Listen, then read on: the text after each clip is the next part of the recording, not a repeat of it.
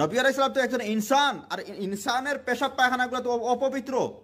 আর ওই যে উম্মে আইমনে যে পেশাব পান করছে গিয়া, অজান্তে পেশাব পান করছে, নবী সালাম বার্সনা করেন, এই হাদিসটা জাল। আমরা পরে আলোচনা করবো, এগুলা দেখাইবো ইনশাল্লাহ। কিন্তু আমার বক্তব্য হচ্ছে এখানে এই লোকটা যে নবীর নামে যে হাদিস বানাইলো, নবীরে বলছে যে পেট খারাপ, গরুর পিছনে যে পায়খানা করছেন। দেখেন ভাই, এই মূর্খ বক্তাদের ইলিম কালাম নাই, যার কারণে এই কথাগুলো বলতেছে। এরপরে দেখবেন কথা বলতে হলে খানে দিয়ে এমনি আঙ্গুল ডুবায়। রহমতুল্লাহ, আলহামদুলিল্লাহ আলা কুল্লি হাল ওয়াসসালাতু ওয়াসসালামু আলা রাসূলিল্লাহ ওয়া আলা আলিহি ওয়া সাহবিহি আজমাইন, আম্মা বাদ। প্রিয় ভাই ও বোনেরা, আপনারা লক্ষ্য করুন, জনাব আলী আকবর সাহেব বাজারি বক্তা, অনেক সময় তিনিও অনেকদেরকে বাজারি বক্তা বলে থাকেন। বলেন যে বাজারি বক্তারাই বলেছে, সেই বলেছে, ওই করেছে, সে করেছে। আবার তিনি যে বাজারি বক্তা, সেটা কে বলবে? সেটা কে বলবে? ওই বাজারি বক্তার আলোচনা শুনুন। এক সময় বলতে বলতে বেয়াদবের মতো গিয়ে বলছে যে রসুল পাক সাল্লাল্লাহু আলাইহি ওয়াসাল্লামের পেশাব পায়খানা ওগুলা নাপাক দুর্গন্ধময়, এটাই বোঝাতে চাচ্ছে যে নাপাক দুর্গন্ধময়। বলছে যে রসুল্লাহ সাল্লাল্লাহু আলাইহি ওয়াসাল্লাম তো ইনসান, তো তিনার সব কিছুই নাপাক। তিনার পায়খানা নাপাক, তিনার পেশাব নাপাক, যেরকম মানুষের হয় সেম সেই রকম। আরে ভাই, বোঝার চেষ্টা করো, নবী পাক সাল্লাল্লাহু আলাইহি সাল্লাম ইনসান, তবে আমাদের মতো ইনসান নয়। আল্লাহর হাবিব সাল্লাল্লাহু আলাইহি সাল্লাম মানুষ, তবে আমাদের মতো মানুষ নয়। এটা তোমাকে বুঝতে হবে।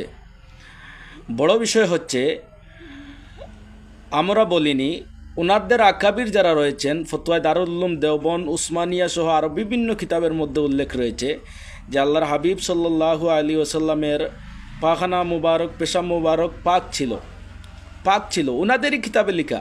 ভাই, তোমাদের কিতাব তো প্রথমে ডিলিট করো। আমাদেরকে কথা বলার আগে তো তোমাদের কিতাবটাই ডিলিট করো। উনি বলছে হয়তো মহব্বতের খাতিরে ওনারা বলে দিয়েছেন। ইমাম সিউতি সহ উনি বিভিন্ন জনের নাম নিয়ে বলছেন যে হয়তো মহব্বতের খাতিরে ওনারা বলে দিয়েছেন। আরে বেয়াদব, আমরা তো এই মহব্বতের খাতিরেই বলে থাকি। তুমি কোন খাতিরে বলেছ? তাহলে তো এটা স্পষ্ট যে তোমার ভিতরে রসুলের মহব্বত নেই। ইমাম সিউতি যেটা বলছেন তুমি সেটাকে অস্বীকার করছো।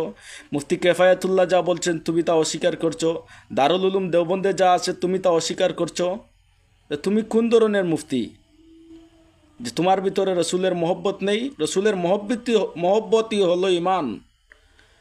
বিশেষ করে আমি চ্যালেঞ্জ করি যে উম্মে আয়মান রাদিয়াল্লাহু তাআলা আনহার যে হাদিস পেশাব পান করা নিয়ে, রসুল পাক সাল্লাল্লাহু আলাইহি ওয়াসাল্লামের পেশাব মুবারক পান করেছিলেন হজরতে উম্মে আয়মান রাদিয়াল্লাহু তাআলা আনহু। এই হাদিসটা তারিখে মদিনা দামেস্ক, তারিখে দামেস্ক সহ মোজামুল কাবির সহ মাজমাউ জাওয়াইদ সহ আরও বিভিন্ন কিতাবের মধ্যে হাদিসটা উল্লেখ রয়েছে। এই হাদিসটা উল্লেখ রয়েছে। তো উনি বলছে হাদিসটি জাল। রসুল পাক সাল্লাল্লাহু আলাইহি সাল্লামের পেশাব মুবারক দুর্গন্ধ বানানোর জন্য হাদিসটাকে জাল বানিয়ে দিয়েছে।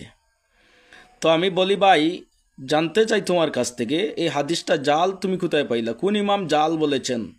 স্পষ্ট দেখাবে যে ওই ইমাম জাল বলেছেন এই হাদিসটা। বুঝতে পেরেছ? তারপরে ইনশাআল্লাহ আমি দেখাবো যে রসুল পাক সাল্লাল্লাহু আলাইহি সাল্লামের পেশাব মুবারক খেয়েছেন সাহাবিয়ায়ে কেরাম, উনি হোক বা অন্য কেউ হোক, সহি হাদিসে প্রমাণিত রয়েছে, যেটা দ্বারা প্রমাণ হয় আল্লাহর হাবিব সাল্লাল্লাহু আলাইহি সাল্লামের পেশাব মুবারকে কোনো দুর্গন্ধ ছিল না। আল্লাহর হাবিব সাল্লাল্লাহু আলাইহি সাল্লামের পেশাব মুবারকে কোনো দুর্গন্ধ ছিল না, যেটা দ্বারা স্পষ্ট বয়ান দেওয়া যায়, যেটা স্পষ্টই উল্লেখ রয়েছে। সর্বপ্রথম তোমার কাছে আরজ রাখি যে উম্মে আয়মানের হাদিসটা জাল, বানোয়াট হাদিস, সেটা তুমি কোথায় পাইলা একটু তুমি বর্ণনা করো। এরপরে ইনশাআল্লাহ আমি ধারাবাহিক তোমার সঙ্গে আলোচনা করব।